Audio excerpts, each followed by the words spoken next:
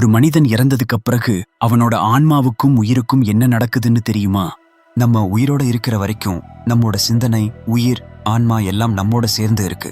இது எல்லாத்திற்கும் நம்ம இறந்ததுக்கு அப்புறம் என்ன ஆகும்னு யோசிச்சு பார்த்திருக்கீங்களா? இன்னைக்கு வரைக்கும் இது ஒரு மர்மமாவே இருக்கு. மனிதன் இறந்ததுக்கு பிறகு என்ன ஆவாங்க அப்படிங்கிறதுக்கு ஒவ்வொரு மதத்துக்கும் ஒவ்வொரு விதமான நம்பிக்கை இருக்குது.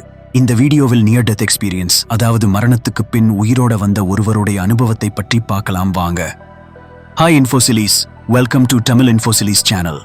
நம்ம சேனல்ல இதுதான் முதல்ல வர்றீங்கன்னா மறக்காம சப்ஸ்கிரைப் பண்ணிக்கோங்க. வீடியோவை ஸ்கிப் பண்ணாம பாருங்க, ரொம்ப இன்ட்ரெஸ்டிங்காகவும் ஆச்சரியமாகவும் இருக்கு. 2008ஆம் ஆண்டு அமெரிக்காவை சேர்ந்த நரம்பியல் மருத்துவரான டாக்டர் ஈபன் அலெக்சாண்டர் கடுமையான பிரெயின் இன்ஃபெக்ஷன் ஒன்றினால் பிரெயின் செயலிழந்து ஹாஸ்பிட்டல்ல அட்மிட் பண்ணப்பட்டார். அப்போ அவர் கோமாவில் இருந்தார்.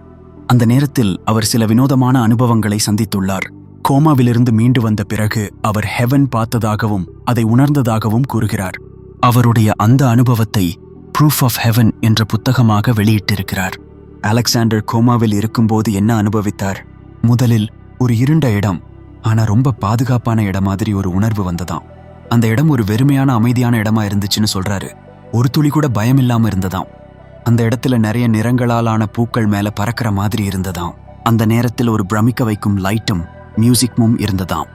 அந்த மியூசிக் அவரோட பேசுற மாதிரி இருந்துச்சுன்னு அவர் சொல்றாரு. அங்கு ஒரு பெண் அவருக்கு துணையாக இருந்ததாகவும், அந்த பெண்ணின் முகம் தெளிவா தெரியலைனாலும் அவங்க இவர் கேட்ட சொன்னது, நீ ரொம்ப அன்பானவன், பயப்படாத என்று. அந்த இடம் பியூர் லவோட சூழ்ந்த இடமா இருந்துச்சுன்னு அலெக்சாண்டர் சொல்றாரு. அவர் எழுதிய புத்தகத்தில் நம்முடைய ஆன்மா நிஜமா இருக்கு, மரணம் என்பது ஒரு முடிவல்ல, அது ஒரு மாற்றம் மட்டுமே என்றார்.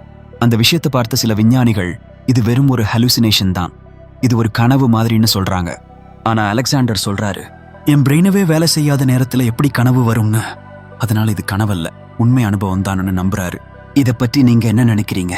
அலெக்சாண்டர் சொல்வது உண்மையா கனவா? ஆஃப்டர் டெத் நம்ம என்ன ஆவோம்னு நீங்க என்ன நினைக்கிறீங்க? காமெண்ட்ஸ் பாக்ஸில் காமெண்ட் பண்ணுங்க. இதே மாதிரி இன்னொரு வீடியோல சந்திக்கலாம். தாத்தா.